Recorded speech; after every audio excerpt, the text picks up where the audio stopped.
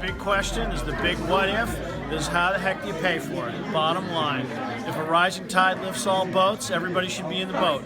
The problem is you get up with such a wide spectrum of business, and to do this thing, to assess people on commercial property, our commercial property taxes are already higher than residential property taxes. Hello? Following the closing of the Manchester in the Mountains Regional Chamber of Commerce last spring, a group of business owners has been meeting to try and find a replacement for the services the former chamber used to offer. Destination Manchester, as the group is known, has developed a plan for financing a new organization that would promote the town, its attractions, and its businesses. The idea is to have an office and one coordinator who would answer queries and spread the word about what there is to do locally, helping visitors to enjoy their stays in Manchester, and promoting local business owners.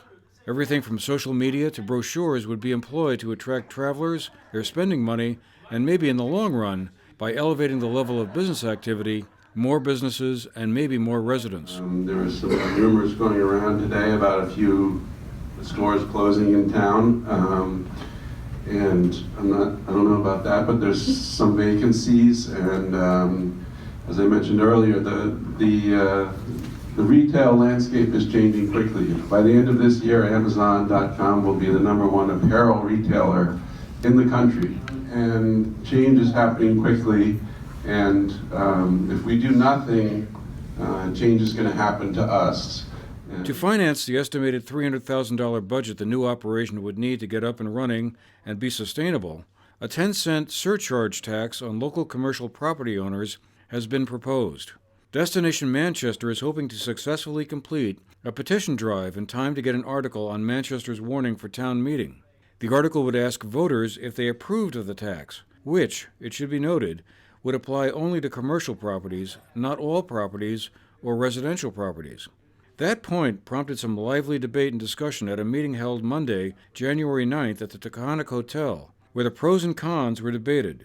Some thought the idea of putting the entire burden on commercial properties was less than fair, since if the idea works, the entire town stood to benefit. In the past 15 years, I've paid $385,000 in property tax. That's enough. I don't want to pay any more. If the town is here listening, please don't raise my property tax another 5.75%. Spread it across the town. Lana had a great suggestion. Take it out of the Manchester 1% tax. It could actually be used for something. Hi everybody, I'm Henry from Bistro Henry. The whole premise sounds like a great idea. The two great exceptions I have is the fact that I don't live in Manchester, so I don't get to vote. So we're talking taxation without representation. I'm Anthony McLaurin. I'm a resident of Manchester Village, retired, been in marketing all my life. I have been here 7 years and I've seen a gradual decline of our area, and I am very concerned about it. Perhaps your committee could consider spending a little bit more time on the cost benefit. I think we're maybe so much time spending on the cost side. Can we articulate the benefit side a little bit more clearly? For example, increase retail sales by 5 million. For example, increase the number of conferences we have here from X to Y, to bring in 10 conferences in the next year, and be much more specific and much more exciting about what we're going to deliver as a result of the tax, which I'm sure scares everybody. There appeared to be a sense among those attending the meeting that something needed to be done, and not having any organization wasn't a long-term solution or an option. Yeah, I mean, I'm Leslie Keefe. The Stowe Area Association is what it's called. It's been around for many, many years. It's a model that we looked at as the chamber. I was the chamber director many, many years ago. Stowe is very successful. They are in every magazine. They are everywhere. They have a very vibrant community, but they don't have anything over us. We, except for marketing. You talk about the experience when people come to this community. I almost yesterday went into town and ripped down the falling Christmas tree in the town circle with a stick that's been sitting there for how long, with the decorations that were never finished, and it just really, really discouraged me. My husband, but I think we have to talk about beautification, pride in our downtown. What does it cost to get that done? And I think that should be a town function. So I think that's a discussion we have to have, is what do we do and how do we get it done? I'm Ed, Chris Morrow's dad. Is that okay, Chris? Now, that's what continues to impress me. We travel a lot, we go around to many communities around the world, and what we've got here in Manchester is just utterly unbelievable. We live in paradise, our kids are very fortunate, and we've got many people coming here. What we need and what we're missing is somebody to coordinate. That's right. Is a point person. And the genius about this particular development here is that a group of people have gotten together and figured out a way to get this started now. Dina Janis of the Dorset Theatre Festival asked about where the rest of the region fit into the plan. My biggest question is, it has to do with regional versus local. I get, that that's kind of a natural impulse, and certainly with all these businesses coming into town, hotels and things like that, it makes sense to be thinking Manchester-centrically. But all the studies that have been done in the state have really pointed to regional thinking. I don't know where I fit in. I mean, I'm sitting here and I think, oh, this is great, but I don't fit in on this at all, yet I have a real investment because I'm thinking regionally. And I think the quick answer to why would we do this versus really focus on the regional thing is because we can actually do this. In a regional effort, you can't tax a region to get income to support a business and marketing organization.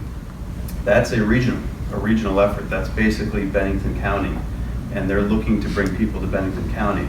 We're looking to bring people not only to Bennington County, but into our town of Manchester. So as this group evolves, that businesses that are in the surrounding area may be able to participate in this group by either affiliating or participating in some of these programs we might have. If all goes according to plan, the state legislature would still have to approve the newly created taxing district. Once that approval is obtained, assuming the vote passes at town meeting, the new operation could get into action as soon as this coming summer. After the meeting, several of the business leaders involved in the initiative said they thought the meeting had been a useful and positive one. Well, I generally felt that there was a lot of very positive reception. There's two people who were vocal about this question of taxation without representation.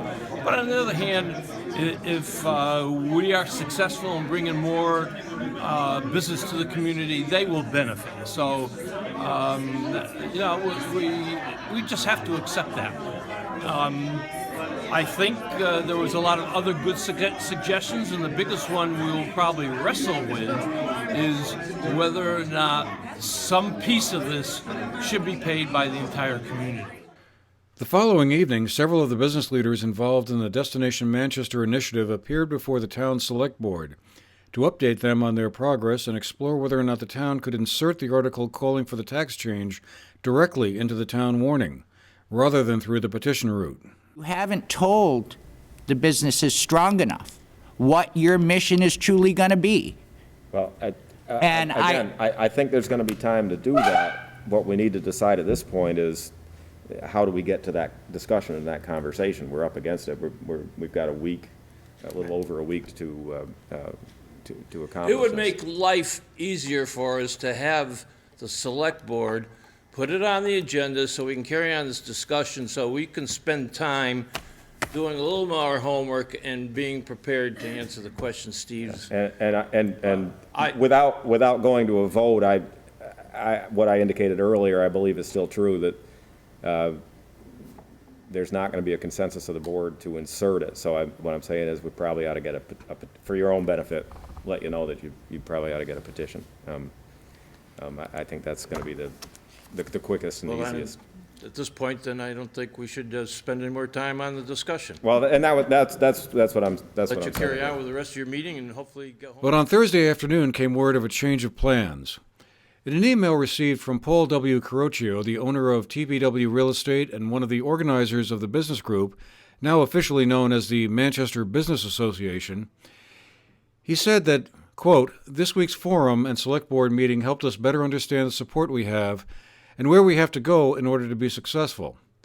We will continue to pursue the public support by formalizing our group with a board and holding regular public forums to gain input and learn the needs of the town's business community.